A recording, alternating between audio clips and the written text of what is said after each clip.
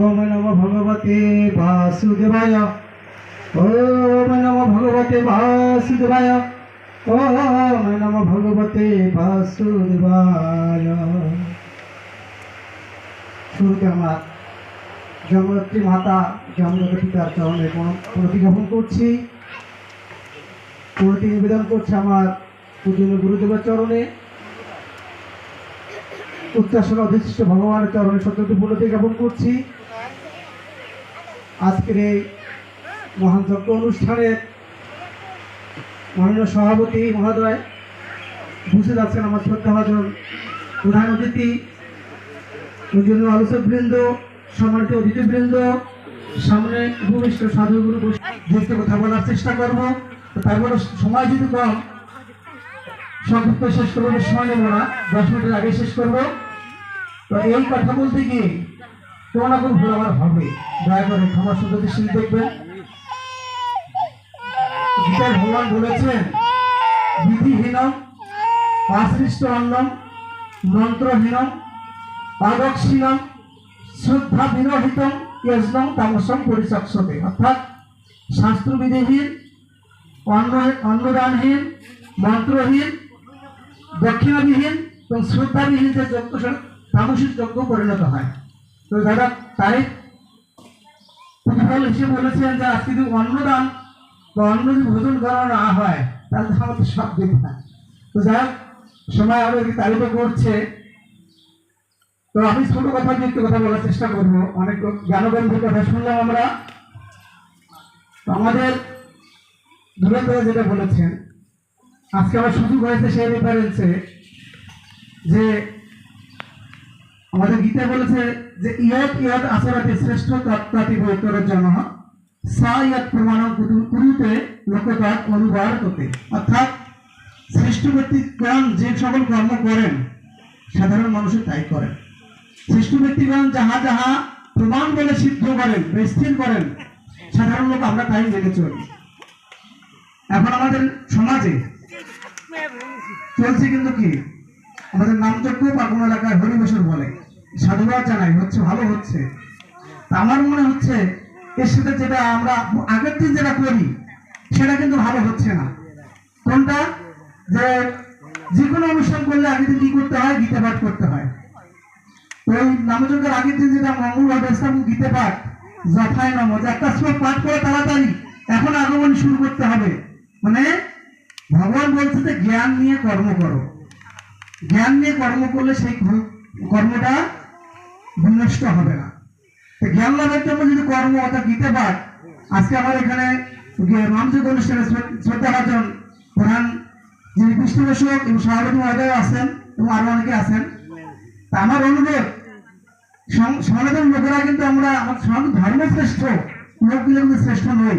কারণ এটা দেখতে পাবেন অন্য ধরনের ছেলে মেয়ে, শিক্ষিত অশিক্ষিত বুড়া বুড়ি যে কোনো, এই জন্য আগের দিন আমরা অনুরোধ, যারাই নামযজ্ঞ করুন না কেন, আগের দিন অবশ্যই আমার অনুরোধ যে একটা বড় করে ধর্মসভা করবেন। ধর্মসভা জন্য করবেন যে আপনার অষ্টপ্রহর কি, অষ্টপ্রহর করি আমরা, আর অর্থটা কিন্তু জানি না, অনেকে জানে কিন্তু বলে না।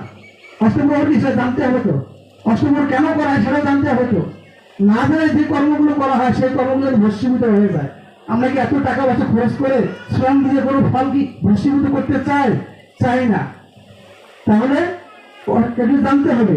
তার সাথে সাথে জ্ঞান দান যখন করবেন, ওই আমার দিদি বললেন যে মায়েরা ওখানে যায় কি করে গল্প করার জন্য, প্রমাণ যদি আপনার বক্স বা মাইকটা বন্ধ করে দেন, দেখবেন নাম শোনা যাবে না, মায়েদের গল্প শোনা যাবে।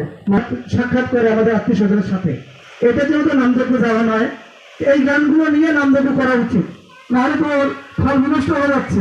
তাহলে আমরা কি বুঝে নিয়ে একটা ফল নষ্ট করে, তাহলে তো ঠিক হচ্ছে না।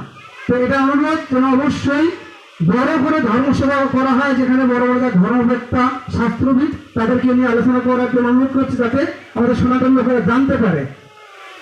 আর বাংলাদেশ গীতা পরিষদের জন্য আমাদের একটা আমরা আয়োজন করছি বা চেষ্টা করছি, যেটা আমাদের দাদা বলেছেন যে বিভিন্ন মত বিভিন্ন মার্গ আমাদের মধ্যে রয়েছে, কিন্তু গীতায় কারো কোনো দ্বিমত নাই। গীতা কি দ্বিমত আছে? নাই। এই জন্য আমরা চাচ্ছি সবাই আমরা গীতা পড়ি, যে আসুন সবাই গীতা পড়ি, গীতার আলোয় জীবন গড়ি। গীতা কি? আমাদের সনাতন ধর্মের মূল শাস্ত্র হচ্ছে পবিত্র বেদ। মূল ধর্ম শাস্ত্র হচ্ছে পবিত্র বেদ। বেদের সারাংশ উপনিষদ। উপনিষদ তথা সর্বশাস্ত্রের সার হল শ্রীমদ্ ভগবত গীতা। আপনারা জানেন সেটা। সেই গীতার সারাংশ কি আবার? গীতার সারাংশ হচ্ছে আত্মজ্ঞান। সেই আত্মজ্ঞান লাভের জন্য আজকে আমাদের যে আয়োজন, এই যজ্ঞ, আমি সাধুবাদ জানাই শ্রদ্ধেয় আয়োজক মহোদয় এবং যারা এখানে আমাদের গীতা পাঠ করেছেন ছেলেমেয়েরা, এরা মনীষী। কারণ শ্রীমদ্ ভগবত গীতা পাঠ করেছেন তারা মনীষী আমাদের। আমরা মনীষীর নাম শুনেছি, দেখিনি, কিন্তু চাক্ষুষ দেখলাম। যারা শুনেছেন তারা ধন্য হয়েছেন, এই গৃহ ধন্য হয়েছে, এই অঙ্গন ধন্য হয়েছে, এই এলাকা ধন্য হয়েছে। কি জন্য? এখানে গীতা যজ্ঞ হয়েছে, অর্থাৎ শ্রেষ্ঠ যজ্ঞটাই হয়েছে। ভগবান তো বলেছেন যে আর তো অর্থাৎ জিজ্ঞাসু জ্ঞানী, চারি প্রকার ভক্ত, তার মধ্যে জ্ঞানী ভক্ত আমার শ্রেষ্ঠ। জ্ঞানীকে যে গীতা জ্ঞান অর্জন করতে পারে, যে আত্মজ্ঞান অর্জন করতে পারে, সে হলো জ্ঞানী। তো সেই গীতাটা এখানে কি হয়েছে? যজ্ঞ হয়েছে। তাহলে জ্ঞান যজ্ঞ হয়েছে এবং যে আলোচনাগুলো হচ্ছে সেই জ্ঞানের আলোচনা হচ্ছে, তো ভগবানের আলোচনা হচ্ছে। তো এই জন্য আমরা চেষ্টা করি যে আমরা সবাই গীতা পরিবার শিখি। প্রশ্ন আসতে পারে যে যারা গীতা পড়ে নাই তারা কি জ্ঞান লাভ করে নাই? আমাদের আগের যুগে যারা খেপা গিয়েছেন তাদের একটা কথার উত্তর দিতে গিয়ে আমাদের 7 দিনে পারবো না। তারাও জানেন গীতা জ্ঞান, যেমন গীতা না পড়লেও জানে, গীতা না পড়লেও জানে, কিন্তু আমাদের একটা একাডেমিক শিক্ষা এটা আসতে হবে। যেমন মহান দার্শনিক কি ছিলেন? সক্রেটিস। ওনার স্কুল কলেজ কোনো কিছু ছিল না, রাস্তায় রাস্তায় জ্ঞান দিয়ে বেড়াতেন। তো উনি ওনাকে দেখা গেল ওই সময় তার ধর্ম যাজক ছিল, তারা শিক্ষিত জ্ঞানী ছিল। কোনো শিক্ষিত ছিল এক কথায়। তারা বলতো যে গুরুদেব আপনার যে নিন্দা করছেন, আপনাকে মারার জন্য উপকরণ হচ্ছেন যারা ধর্ম যাজক। তখন তিনি বলতেন শিষ্যদের যে তুমি যদি কেউ যদি তোমার কিছু দেয়, তুমি যদি না নাও, সেটা কার থাকবে? তারও থাকবে। অর্থাৎ কেউ কিছু দিলে আপনি না নেন, ওটা কার কাছে থাকলো? তার কাছে থাকলো। অর্থাৎ আমাদের ধর্ম সম্পর্কে, আমাদের লোকগুলো সম্পর্কে কেউ যদি উচ্চ রচনা করে, উত্তেজিত করে, সেটা গ্রহণ করা যাবে না। এটা আমাদের ছেলেমেয়েদের বলছি, তারা তরুণ সমাজ। আজকে যারা ফেসবুক নিয়ে ব্যস্ত, বিভিন্ন মোবাইল নিয়ে ব্যস্ত, অনুরোধ করছি যে আমাদের ধর্মের 10টা লক্ষণ: নীতি, সমাজ, ধর্ম, অস্ত্রম, শৌচম, ইন্দ্র বিগ্রহ, সত্যম, অক্রোধ, ধী, বিদ্যা। এই 10টা হচ্ছে ধর্মের লক্ষণ। প্রথমটা ধীতি মানে ধৈর্য বা সহ্য। তা যে সহে সে রহে। অর্থাৎ কেউ অন্য ধর্মের লোকজন না, ছেলেমেয়েদের উদ্দেশ্যে বলছি, ধর্ম সম্পর্কে নিন্দা করে, উচ্চারণা করে, উত্তেজিত করে, কোনো উত্তর দেওয়া যাবে না। বর্তমান প্রেক্ষাপটে তাহলে দেখা গেল যে মহা সুভদ্রা বলেছিল না ভগবান শ্রীকৃষ্ণকে যে দাদা কেন সবসময় ধর্মের পরাজয় আর অধর্মের জয় হয়? কি বলেছেন? কেন সবসময় ধর্মের পরাজয় অধর্মের জয় হয়? ভগবান বলেছিলেন, কি বলেছিলেন? যে কোনো কিছু প্রাপ্তি ঘটলেই তাকে জয় বলে না, কোনো কিছু হারালেই তাকে পরাজয় বলে না। সবাই সময়ের অপেক্ষা, সময় কথা বলবে। অর্থাৎ ধৈর্য ধারণ করো, সত্যের জয় একদিন হবেই হবে। অর্থাৎ ধর্মের জয় হবেই হবে, আর অধর্মরা বিনষ্ট হবে। এই জন্য ধৈর্য ধারণ করতে অনুরোধ করছি। সেই সাথে অনুরোধ করছি আমরা ছেলে মেয়েদের স্কুলে পাঠাবো। কোথায়? গীতা স্কুলে। তার পাশাপাশি গীতা স্কুলে পাঠাবো। তার সাথে আমাদের যারা মায়েরা রয়েছেন, বাবারা রয়েছেন, এনাকে লজ্জা করে। আমি দেখি বিভিন্ন গীতা স্কুলে লজ্জা করে মা বাবারা। কেন? ছেলেমেয়েরা গীতা শিখছে, ওরা 10টা শিখবে, আপনি একটা শিখতে পারবেন। একটা শিখলে আপনার ধন্য।